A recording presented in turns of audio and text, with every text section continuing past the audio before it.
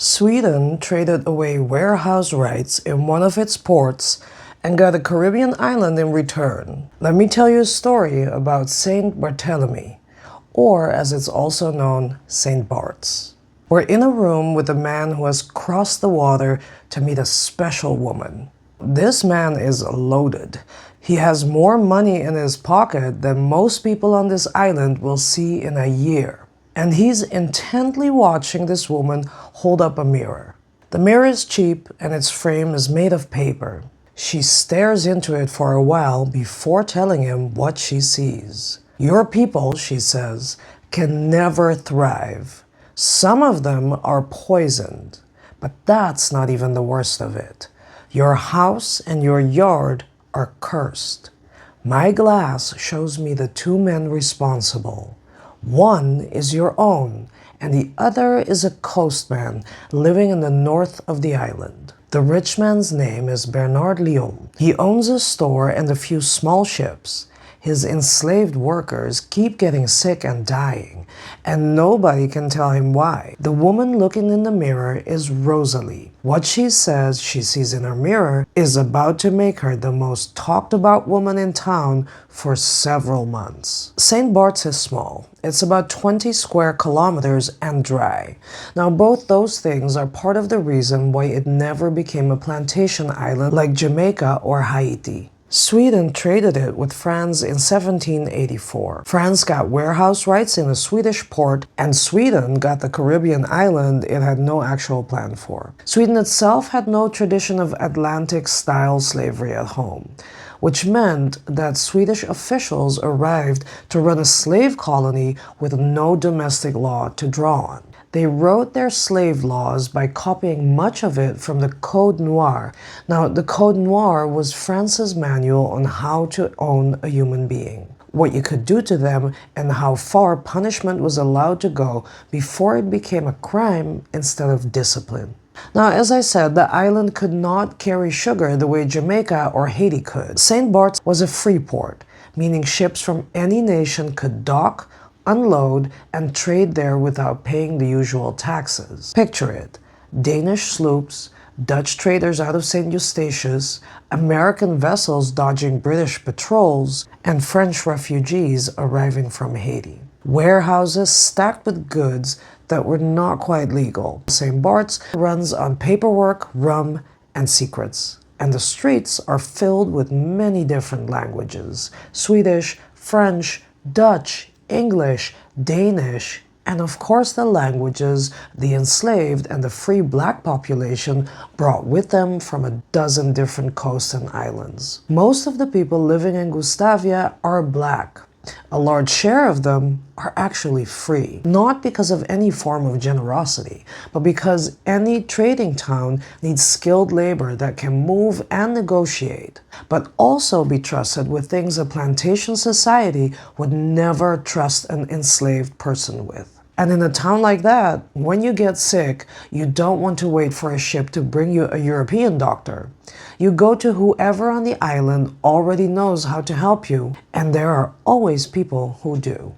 This is the world Rosalie is brought into in 1806, a society that depends on black healing to survive, but fears it in the same breath. Now let's look more broadly at what is going on in the rest of the Caribbean at this time. 2 years before Lyon crosses the water to find Rosalie, Haiti wins its revolution and the unthinkable happens. An enslaved population rises, fights the French army, wins, and builds its own free black nation on the ashes of the wealthiest colony in the world.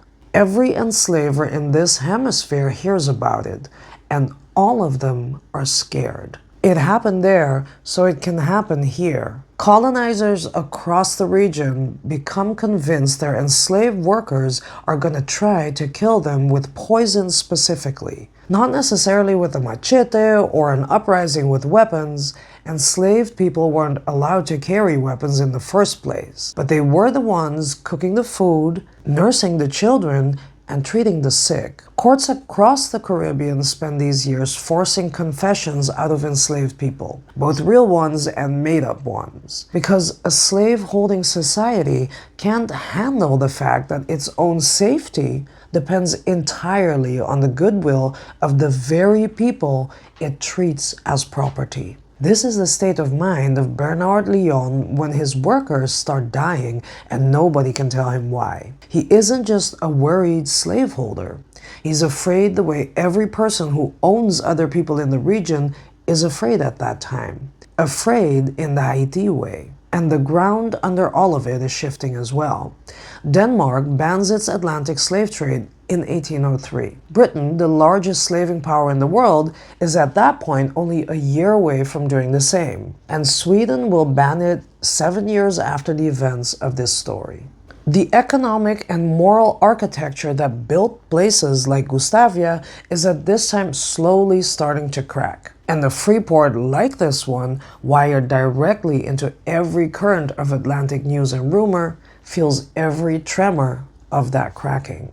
So when Lyon hears that a woman on St. Martin can find the people affecting his household, he wants to speak to her immediately. Because he's scared and he wants black knowledge. His people have been dying for a year and a half, 2 of unknown causes, 1 spitting blood for months, a baby 3 months old also for no reason anyone can figure out, and 1 woman who has horrific seizures, and a man who's even gone mad. Lyon calls in the island's physicians first, but they fail to stop the diseases. Lyon turns to Jean-Baptiste. He's born in Africa, of the Yoruba tribe, and he's been on this island for 18 years by now.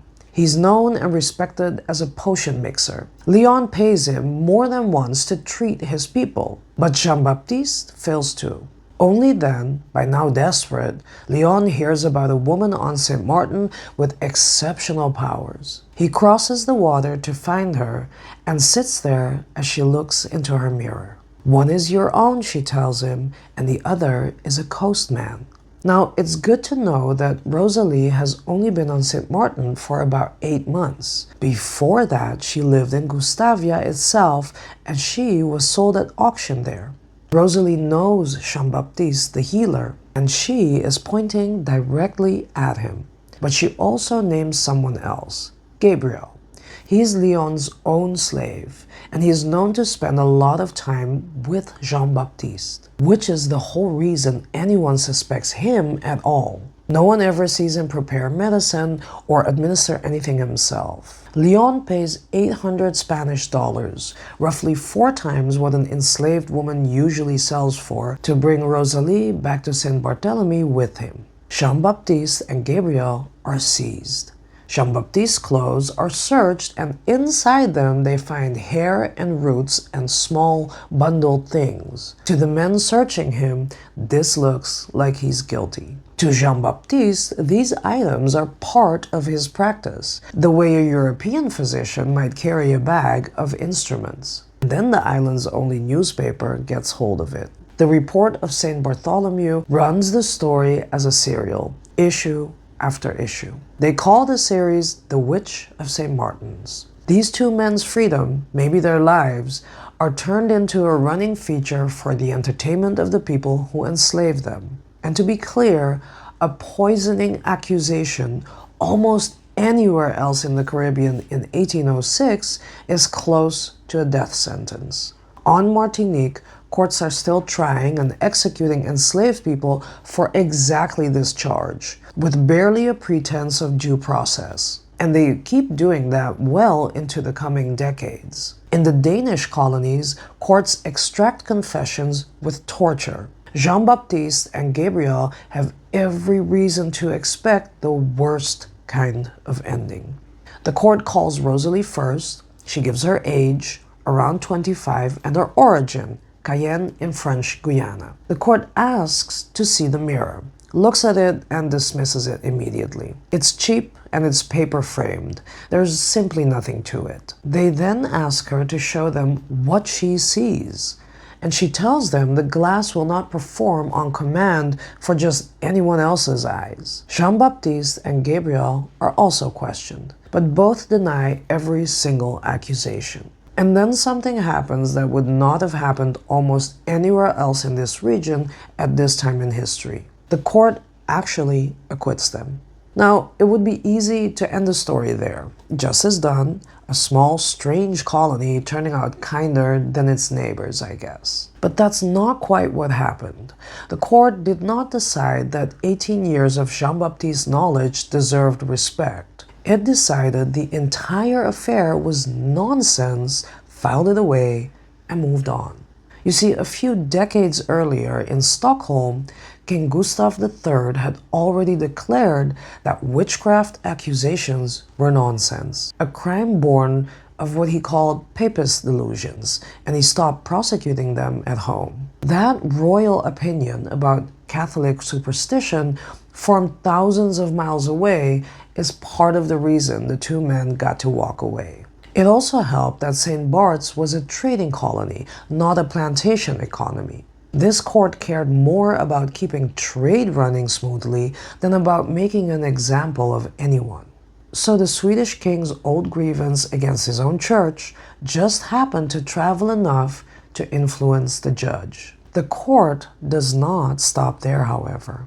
It actually turns on Leon. He is told very plainly to use the island's licensed physicians from now on and not pay a fortune to a woman on St. Martin with a paper mirror. In short, they somewhat politely call him an idiot. Now, we don't know what happened to Rosalie after all of that. The record that gave us her age, her birthplace, and the exact words she said into a paper-framed mirror gives us nothing else. What we do know is this: 18 years of a skilled man's reputation, built one cure at a time, was nearly ended over a handful of roots found in his own clothes, in a year when the whole Atlantic world was deciding almost all at once and none too gently what, or more accurately, who, it was willing to call property.